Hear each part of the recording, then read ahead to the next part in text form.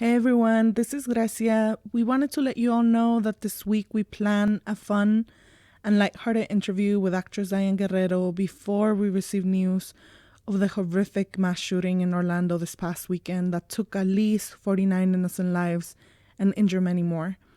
Our thoughts are with the Latinx LGBT community and our Muslim community. We're grieving this huge loss alongside the rest of the nation. And while we weren't able to address it in this episode, we are working on a separate episode responding to these tragic events. We'll keep you updated, but in the meantime, please enjoy our show.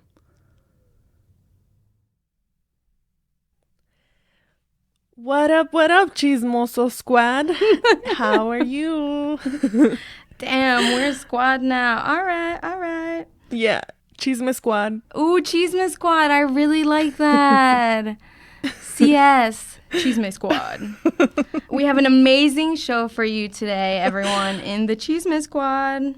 We sat down with Diane Guerrero from Orange is the New Black and Jane the Virgin, an author of the new book, In the Country We Love, The True Story of a Family Divided. Diane is hilarious, y'all, so you definitely don't want to miss this episode. I'm Gracia. And I'm Juanita. And this is Choices and Chismes. Choices and Chismes. Choices and Chismes. Choices. Oh, man, you are in your hip-hop mood today. So I'm super jelly that you got to hang out with Diane Guerrero in the flesh and spend a whole hour talking with her. But whatever, she'll come back. What's she like? She's super cool. Definitely not a morning person, y'all. But, you know, she was a trooper. It was super early for both me and her. And we had so much fun. She's really funny. Well, for anyone that has been living under a rock and doesn't know the amazing Diane Guerrero, Diane is an actress, an activist, and recently an author. She plays Maritza on Orange is the New Black. The new season comes out tomorrow on Netflix. Yeah, oh my God. And she plays Jane's best friend, Lena, on Jane the Virgin. Yeah, and what I think most people might not know, because I definitely didn't before I met her and read her book, is that she is the daughter of immigrants, Colombian immigrants at that.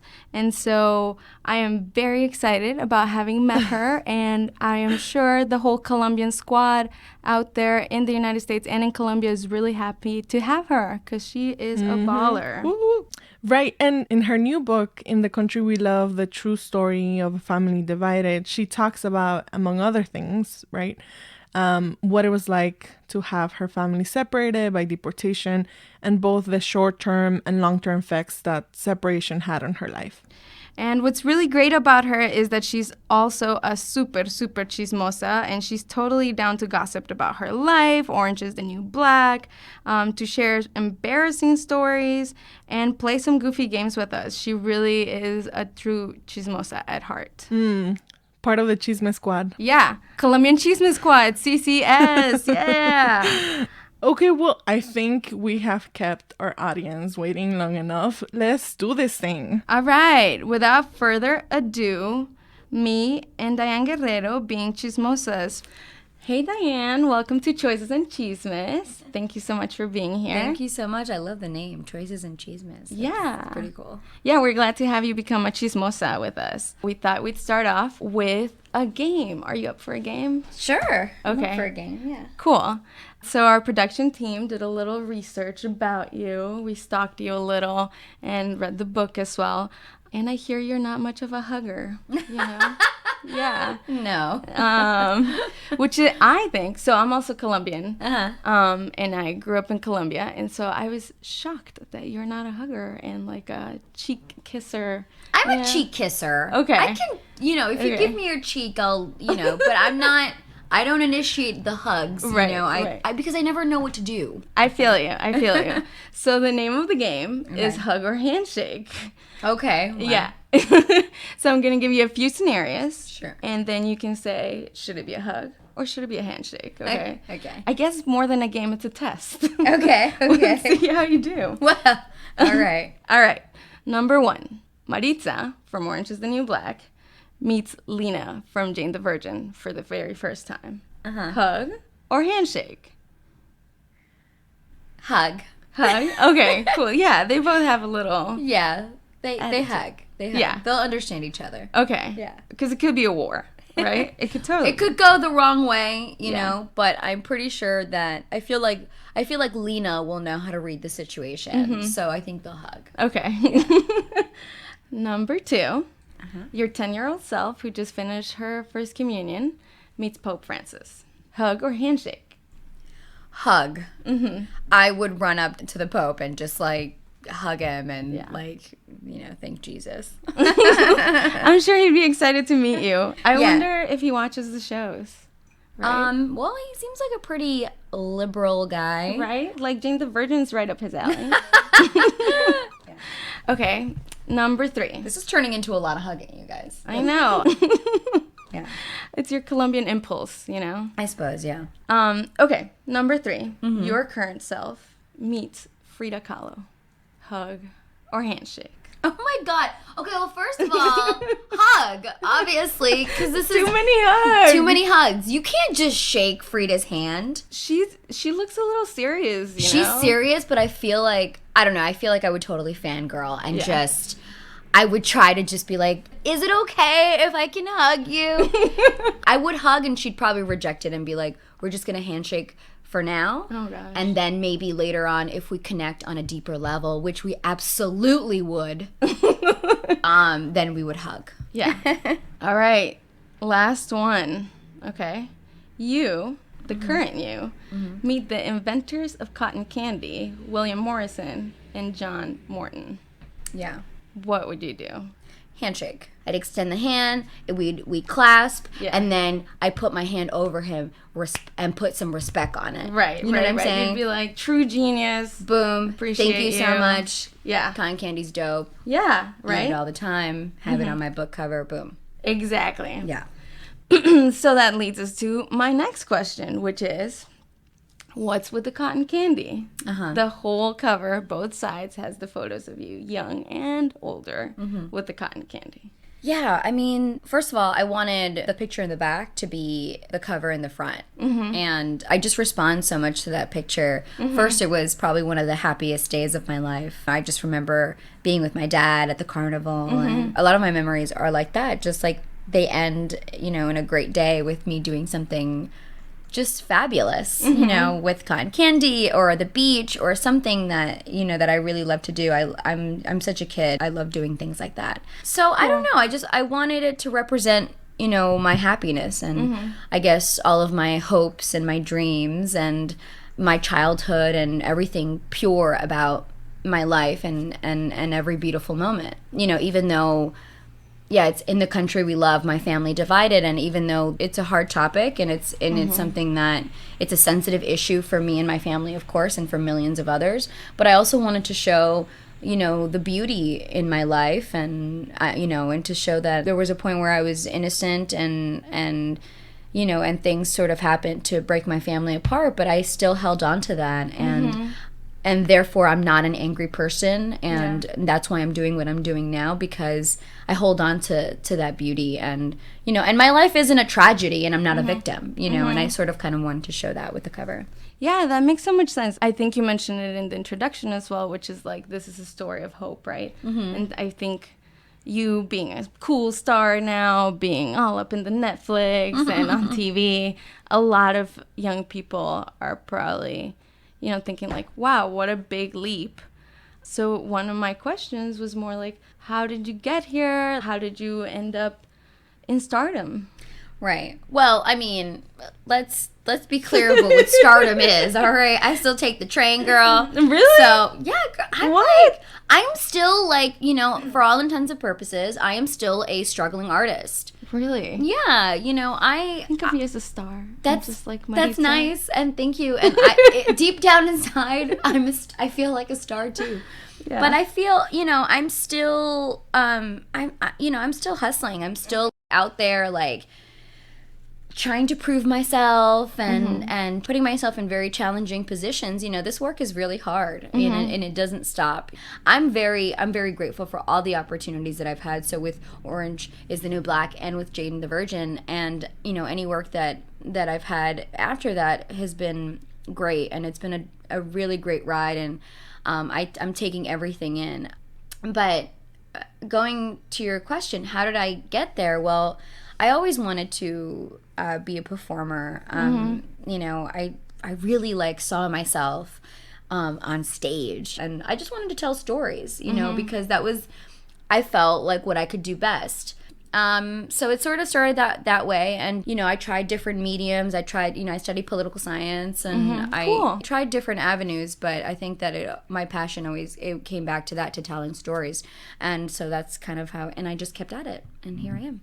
So, this episode will air the day before the big release of season 4 of Orange is the New Black, right? Very excited. Yeah. Last season, we saw some big changes for Maritza, especially in the last episode.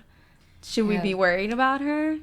What do you think? Yeah. Really? Yeah, absolutely. Oh my God. She'll be fine. But yeah, you should be worried about her. Are we going to see a lot more screen time of her? Yeah, you're going to see a lot more of her. I think you're going to see a little bit more of her personality, which is why I'm so excited for it to come out. And not only that, but just the dynamic of the prison is shifting. We're going to see a lot of topics about the topic of overcrowding in the prison system as a business.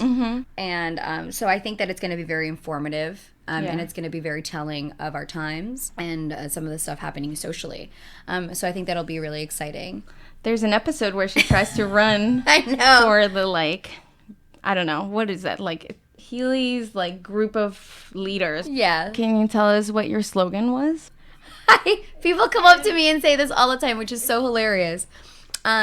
Vote for Maritza if you want more pizza. Oh my God, yes! Right? That's like you it. sound just like her. Yeah, that's because I am. I know, like, yeah. Right, yeah, exactly. She figured, you know, she would try to get pizza, you know, in the cafeteria more often, and people would like her. I mean, honestly, it's not bad, because in those, you know, I think of, like, the prison cafeteria as like a school cafeteria. You know what I'm saying? You get, like, what, pizza on Fridays?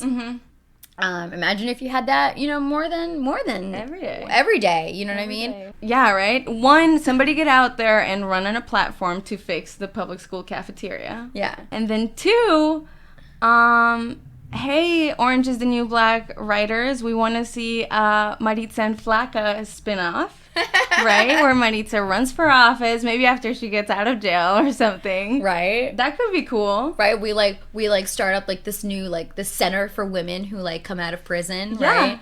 And we, like, help them get back on their That'd be feet, awesome. and it'll be, like, dope. We're fighting for our right to be contributing members of society. You know, we work on, like, getting former inmates to vote, and get them the right to vote, right? Because it's not fair. How do we expect people to rehabilitate and really be, like I said, functioning and productive members of society if we don't see them as such? Yeah. If we don't see them as, you know, and give them the right to vote and to get a job, you know, it's like, what do you expect when someone comes out of prison and they don't have, you know, just these basic rights? How are they going to feel? How are they even going to function properly? Yeah. So that's something that we need to change, and something that Maritza and Flaca would definitely work really hard to change. For sure. And I trust them with it. I think, Me too. They got my trust. They got my respect. Yeah, for sure. What character from Orange of the New Black would you want to be friends with in real life, and which character do you constantly want to slap? Oh my God. I'd like to be friends with in real life. No, I don't want to be friends with any of those guys. Nobody? What? Everyone has so many issues. Oh no, and I don't want to slap anybody either. What, you don't want to slap Red? Or, I don't know. You do. Right? Oh, I'm forgetting her name. I want to say it's like Dainara's mom? What is her name? Oh Aleda? my gosh. Aleda. Yeah, I want to slap the shit out of her. Right. Everybody wants to slap her. Exactly. I'll slap Aleda. I'll slap Red. I'll slap all those girls. Actually, I would slap everybody. Oh, okay, God. because that's just who I am. I just want to slap people. Yeah. It's like this thing. I have this urge. I want to slap people in a good way and in a bad way. Right. You know, both Just a ways little work. Just wake-up little, call. Little boom. Morning. Hey, how you doing? Oh, God. Boom, slap. Yeah, and of course the great thing is that I'm friends with all of them in real life, which is fantastic. So Yeah. it's all really great. Cool. Yeah, the show's really exciting, but it's also terribly heartbreaking a lot of the time. Yeah. Most real stories are. Yeah, definitely. Do you have any part of your personal life or of your own story that gives you inspiration for Maritza?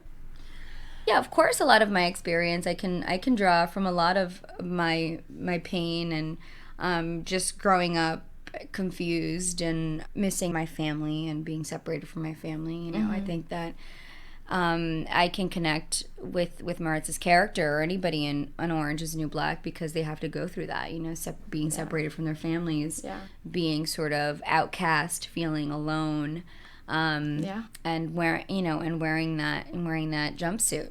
Yeah. Is there a particular moment that you think in your life that really kind of exemplifies the solitude that you just mentioned from having your parents be far away?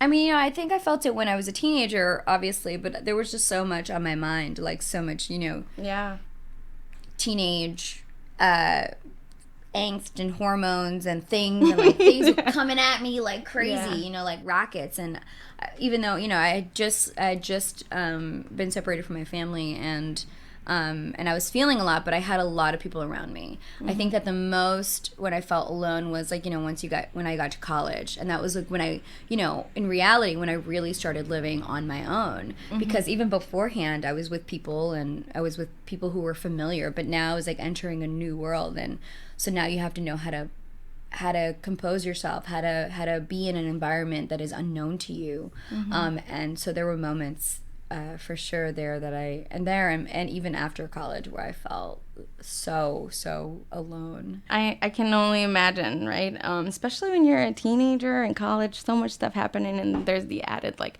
I'm a child of immigrants, right? There's that identity crisis you get, you know, because you want so much more for yourself and you want to do so much for your family, and you know you sort of feel stuck because you're like, I have to make something of myself first. I have to figure out my place in this world, and you know it's such a confusing time, and you know, and it's hard, especially if you don't have that base and that support from your family. So it's like, I mean, it's hard even with your family around. So it's, you know, I would assume it's just like doubly hard when they're not, you know. Is there a particular way that you want to share that you dealt with, like the heartbreak of having your parents be deported? It's tough. It was trying, you know, and it is trying still, you know, to sort of have that be part of my identity and who I am in my everyday life. I guess any advice that I would have for any people going through that would just to stay strong, to know that you are of value. That just because these things are happening to you doesn't mean that you are less than. It just means that this system is broken and that things need to be fixed.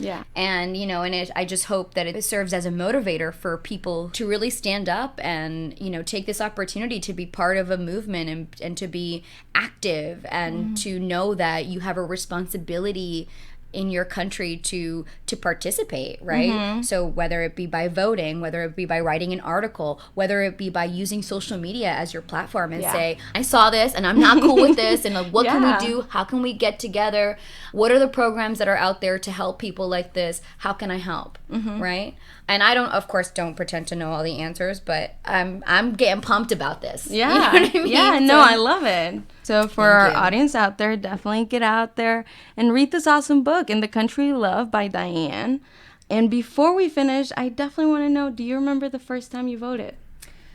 Yes, I remember. What was it like? Yeah. I remember like registering to vote, and I was really excited. I turned 18, and it was just like kind of this rite of passage. When I felt the most grown up was when I registered to vote and actually voted. Like went in and I was just like cast my vote, and I'm like, all right, this is totally gonna affect the world. So I was I was really excited about that. It was like the Carrie Bush. Yeah. So it was heightened because, you know, I didn't want, I didn't want Bush to be president again. So it was obviously, the first time that I was like really pumped to be involved, but also, one of those disappointments. But I didn't let that put me down, you see. And like, if you vote and then whatever your candidate isn't elected, that doesn't mean that your vote didn't count. Yeah. So I didn't feel like my vote didn't count. I just knew that, okay, you know what? Next election, I just need to be more active. It's not just about casting your vote. It's about going out there and making sure that your friends are registered, going out there and making sure that your community is voting, that that the people around you are also, contributing. I remember like asking like people in my neighborhood, like, are you going to vote? Are you going to vote? Are you going to vote? Like mad excited. And they were like, nah, I'm not voting, To me, I was like, that's corny. Yeah. That's corny. What do you mean you're not going to vote? What do you mean you're not going to participate? And it's like, oh, they don't want, my vote doesn't count, and I just felt so helpless. I'm like, how can I get this person to understand that their vote does count? And that's part of, and here we are, here I am singing the same tune and saying, your vote matters, vote, and not just, in presidential elections, but, really get active and start voting, on the lower level, and, make sure you know who's in your community. Make sure you know who you're voting for in your community, and that you're being present, with those elections as well. Right. And how about you run? Right. Run for those positions. Yeah. For city council, and it's tough, like anything, it's hard, but, we're not going to get anywhere if we don't, challenge ourselves and try out the, quote unquote impossible. Yeah. Cool. Well, thank you so much. Thank for you. being here. Yeah. Thank you. If you ever want to come back and chat with us, I would love. I love how Diane and I are totally aligned, even though we have never met, because everything that she said about voting is the same way that I feel about voting. I was like, yes, I was preach, girl. You tell people. Yeah, everything was just so aligned with everything that I think about in terms of, voting at the lower level, people running for office, just all kinds of goodness that I was like, yes. Yeah, man. I was super impressed with her as a voting activist. But I think my favorite part is when she talks about having a spin-off show with Maritza and Flaca and like working so that women or people who are, have previous felonies have some support outside. Totally. Yeah, I love that. It was a great idea. She's just on point. She's so woke. I know. And I really wish we had become besties forever and ever. But alas, she has a life and I can't be a part of it. Yeah, no, I totally agree. I think Netflix should get on that. But if you want to hear more about Diane's story, visit inthecountryWeLove.com to purchase her book. Yeah, everyone, I read it. I actually purchased 2 copies of it. And it was, I don't regret purchasing both. The book is really great. I learned so much about her. And so, and her story is really interesting and unique, I think. So I'm really glad I got a chance to talk to her about it. Highly recommend the book. Yeah, it's so great. Well, everyone, that's our show. Thanks so much for joining us. And just a reminder, everyone, we're still waiting to hear what you guys want us to call Donald Trump from now on. We've received a few ideas, but the suggestion box is still open. So tweet at us using the hashtag #ChoicesChismes or email us at choicesandchismes@gmail.com and let us know what you think we should call Donald Trump from now on air. Remember to subscribe to us on iTunes or follow us on SoundCloud so you don't miss our next fabulous episode. And be sure to check out our website, choicesandchismes.org. So, speaking of awesome, Sarah English is our producer. Will Coley is our podcast consultant / audio evangelist. Our music is composed by Vanessa Ramirez and performed by Grupo Bella. Special thanks today to Michael Saldarriaga, Tara Walsh, Suma Arias, and of course, the one and only Diane Guerrero and her team. And last but definitely not least, big thanks to Juanita Monsalve. Thank you so much, Grecia. I always love talking to you, G. Choices and Chismes is brought to you on behalf of Reform Immigration for America, fighting for immigrant rights since 2009. Learn more at reformimmigrationforamerica.org. I'm Grecia Lima. And I'm Juanita. Until next time.